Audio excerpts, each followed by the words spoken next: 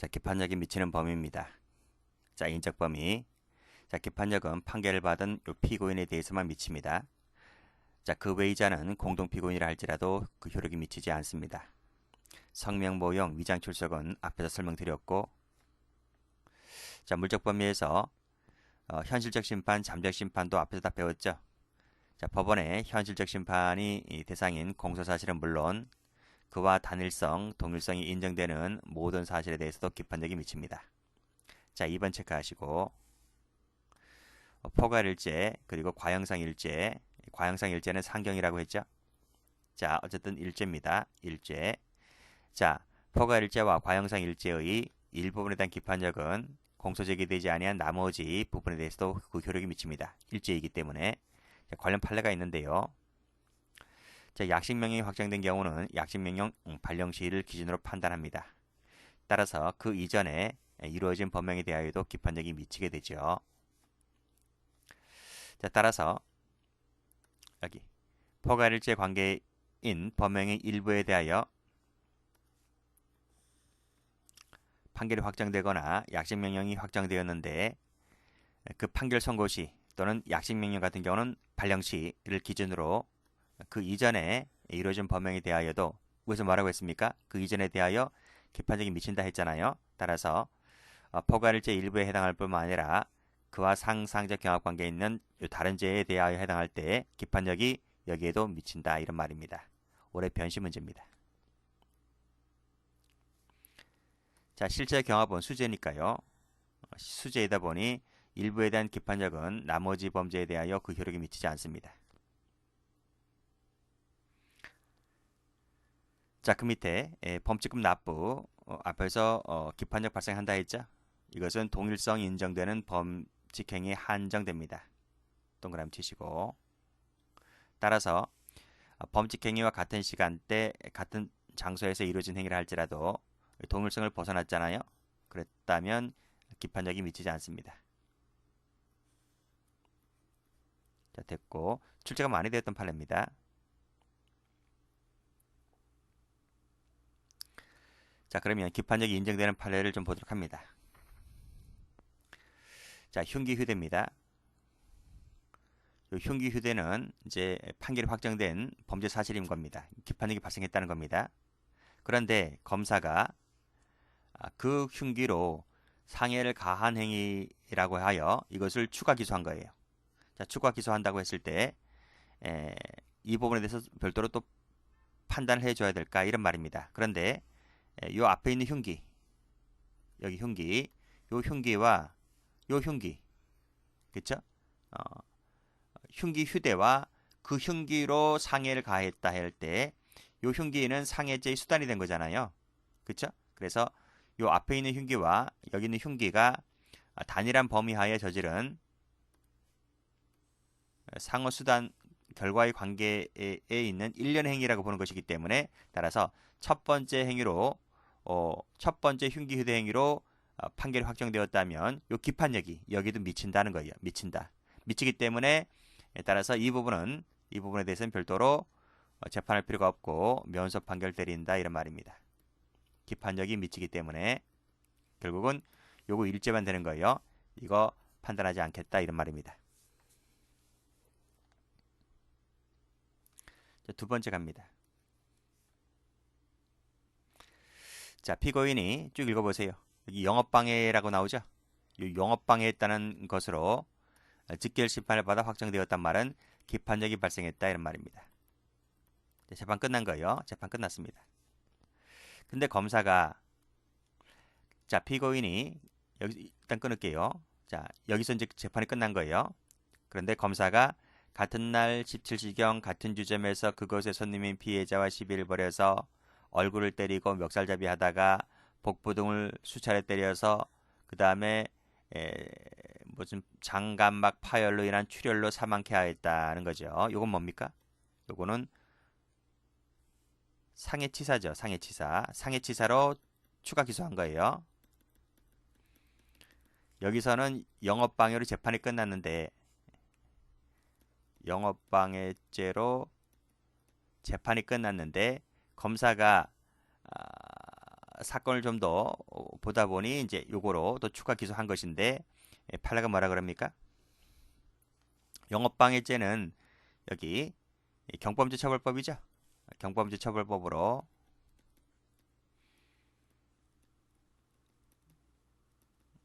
처벌이 그다지 세지 않았단 말입니다. 형법상의 범죄고요. 더 무겁죠. 근데 판례가 뭐라 그럽니까? 이것은 동일한 피고인이 동일한 일시 장소에서 술에 취하여 그곳에 손님들에게 시비를 걸었다. 그쵸? 그래서 같은 장소 때 같은 손님에게서 행패를 부린 일이다 보니 이 첫 번째 기판력이 첫 번째 기판력이 두 번째 기소한 부분에 대해서 효력이 미친다는 겁니다. 효력이 미치기 때문에 따라서 이 부분은 별도로 재판하지 않겠다. 면소 판결로 끝낸다 이런 말입니다. 기판적인 미치는 것이므로 처음부터 검사가 기소를 할 때 꼼꼼하게 보고 시간이 좀 걸리더라도 꼼꼼하게 해서 이렇게 기소를 했었어야지 급하다고 하여 이것부터 먼저 기소를 해버리면 약한 것부터 먼저 기소를 해버리게 되면 중한죄로 아무리 처벌하고 싶어도 기판적인 미치기 때문에 별도로 처벌할 수 없는 그런 흠기를 발생하게 되는 거예요. 결국 이거로는 안 되고 요거로만 재판이 끝났다 이런 말입니다. 자, 그 다음 더 가볼게요. 자, 경범죄처벌법 위반죄로 지금 통고 처분을 받아서 지금 범칙금을 냈는데 그게 이제 이 소란 행위로 인해서 이 범칙금을 낸 겁니다. 그런데 검사가 이 부분 상해죄로 추가 기소한 거예요. 기소했는데 판례가 뭐라 그럽니까? 이것도 장소가 동일하고 일시도 같고 피고인 피해자가 시비에서 발단한 일련의 행위이기 때문에 기본적 사실관계가 동일하다 이런 말입니다. 동일하기 때문에 요 소란 행위로 인해서 통고 처분받아 납부한 요 기판력은 상해죄도 미치기 때문에 요 죄 하나로 끝낸다는 겁니다. 이건 별도로 처벌하지 않겠다. 별도로 재판하지 않겠다. 면소로 판결로 끝내겠다 이런 말입니다. 2번하고 유사하죠? 자, 그 다음 판례. 자, 피고인이 쭉 보시고 강간하였다는 것이고 그리고 끊으세요. 본건 직후에 경범죄처벌법 위반죄로 직권 심판을 받고 확정된 그 내용이 뭐였냐면 피고인이 위 일시 장소에서 위 피해자를 따라가면서 손목을 잡고 욕설을 하며 진로를 방해하는 등 공포심과 혐오감을 주었다는 겁니다. 어떤 게 먼저죠? 어떤 게 먼저 재판받은 거예요? 강간을 먼저 재판받은 겁니까? 지금 공포심과 혐오감을 주게 하였다는 이것이 먼저 재판받은 겁니까? 여기 나와 있잖아. 경범죄처벌법 위반죄로 직결 심판을 받고 확정됐다. 그러니까 이 공포심 혐오감을 줬다는 이 부분 때문에 직결 심판을 먼저 받은 거예요. 그리고 나서 강간은 뒤늦게 기소한 거예요. 근데 판례가 뭐라 그럽니까?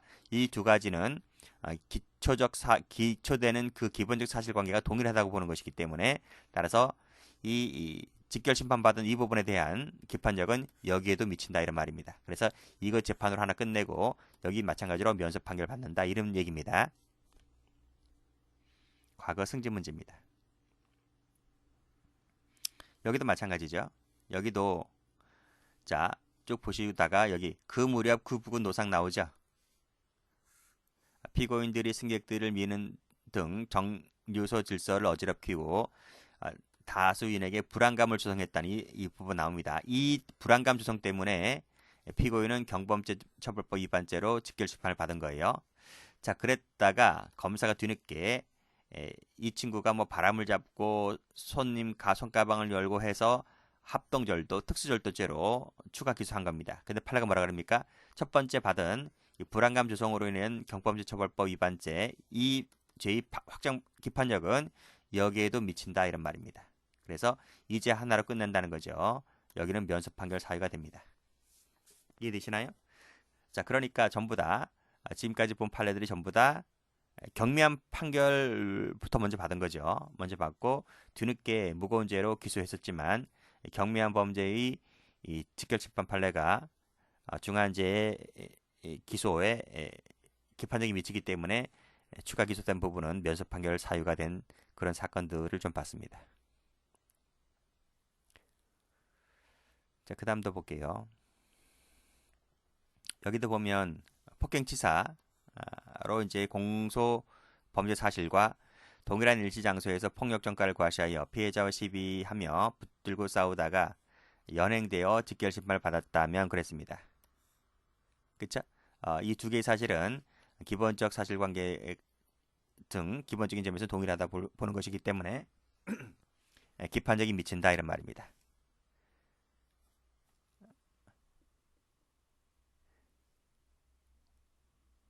이 부분이겠죠. 그러니까 직결심판 받은 부분이라 했는데 이 부분 폭력 전가를 과시하며 붙들고 싸웠다 이 부분 때문에 지금 직결심판 받았다는 얘기잖아요. 이 부분에 대한 기판력이 여기에도 미친다 이런 말입니다.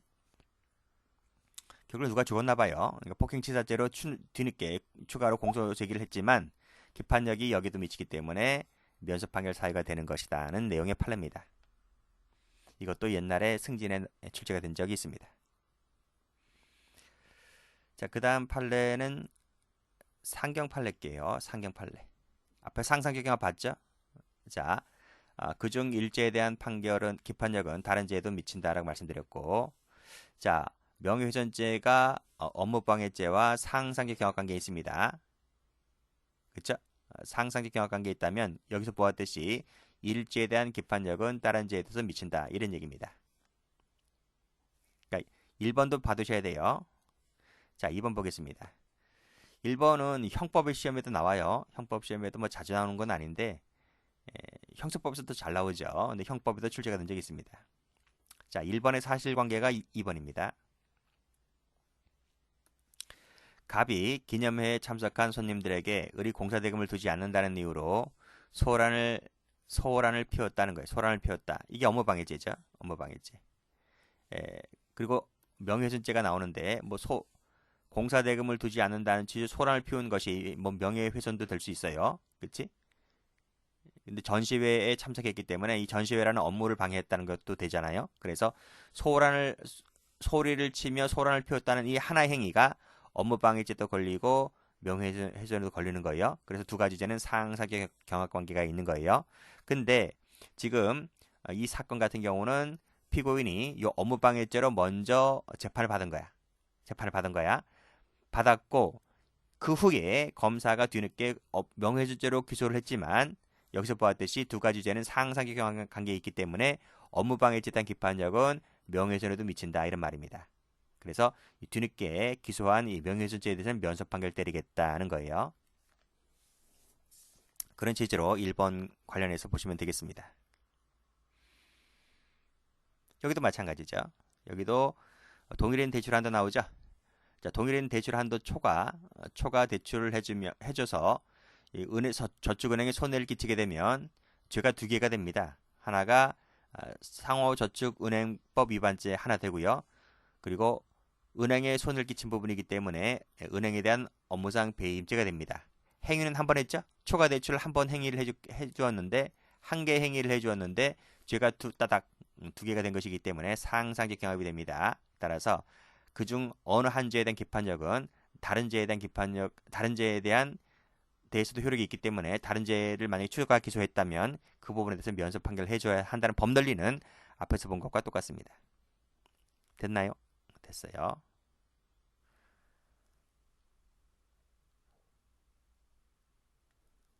자, 이거 한번 볼게요.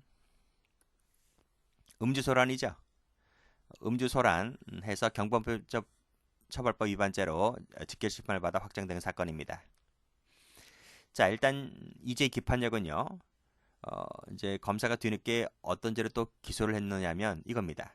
도끼 부분으로 뒷머리를 스치게 하여 피해자에게 2주간의 치료를 요하는 두부 타박상 등을 가했다. 이 부분입니다. 이 부분에 대해서 추가 기소했지만 지금 같은 일시경 같은 장소에서 피해자 말다툼을 했다는 이 부분 때문에 기본적 사실관계가 동일하다는 거야. 그래서 첫 번째 기판력은 여기에도 미친다 이런 말입니다. 미치기 때문에 이거로만 처벌하면 되는 것이고 추가 기소한 이 부분은 면접 판결 때린다 이런 말이죠.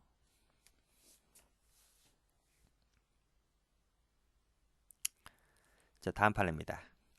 이 판례는 그 형법 시간에 많이 나온 판례인데요. 이거 어떤 판례냐면 이건 보겠습니다. 갑이 계주입니다. 갑이 계주고요. A는 계원입니다.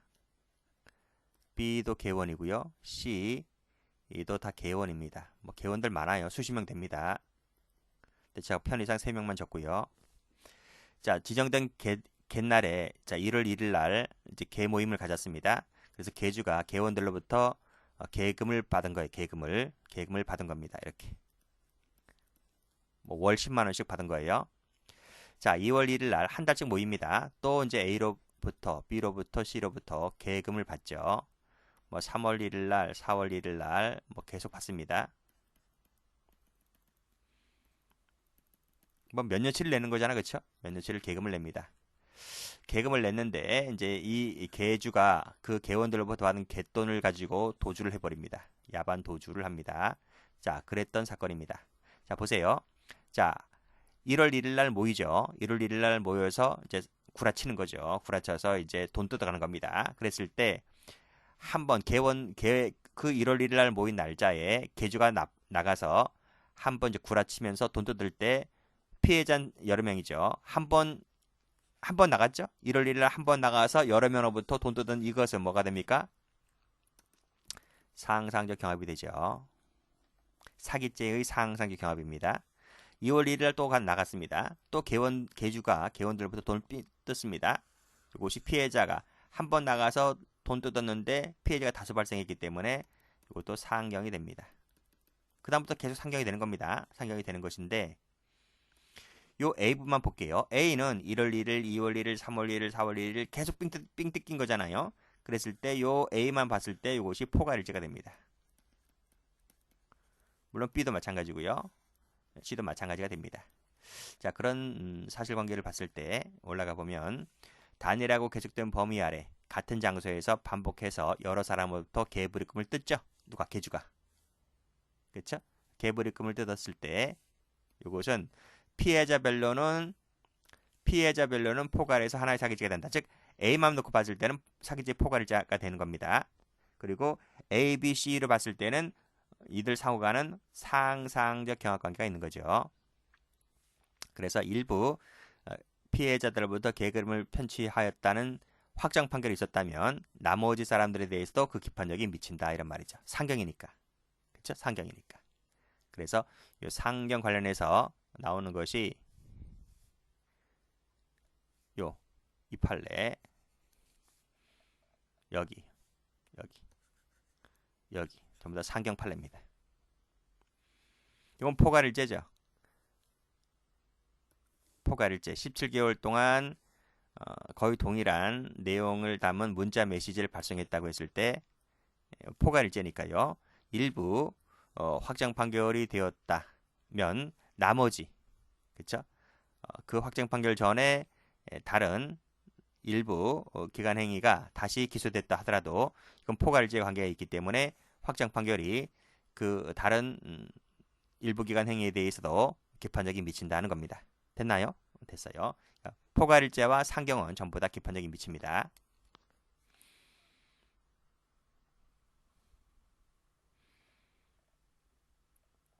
무면허도 포괄일죄잖아요. 무면허도 의료행위도 포괄일죄가 됩니다. 그래서 포괄일죄 법리에 따르시면 되는 거예요.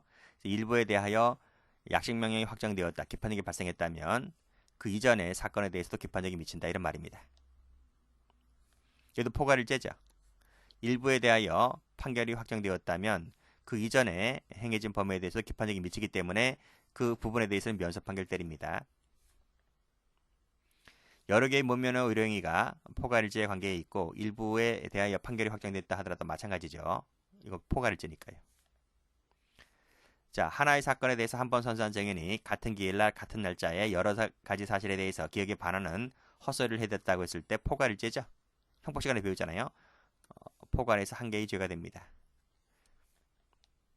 따라서 당해 위증 사건의 허위 진술 일자와 같은 날짜에 한 다른 허위 진술 일자와 같은 날짜에 한 다른 허위 진술로 인한 위증 사건에 대해서 판결이 확정되었다면 비록 뭐뭐라 할지라도 종전 사건의 기판력은 다른 사건에도 미친다 이런 말이죠. 포괄일제니까. 됐어요? 그래서 위에 있는 판례들 전부 다 포괄일제니까요. 포괄일제 법리에 따라서 일부에 대한 기판력은 다른 제도 미친다 이렇게 보시면 되겠습니다.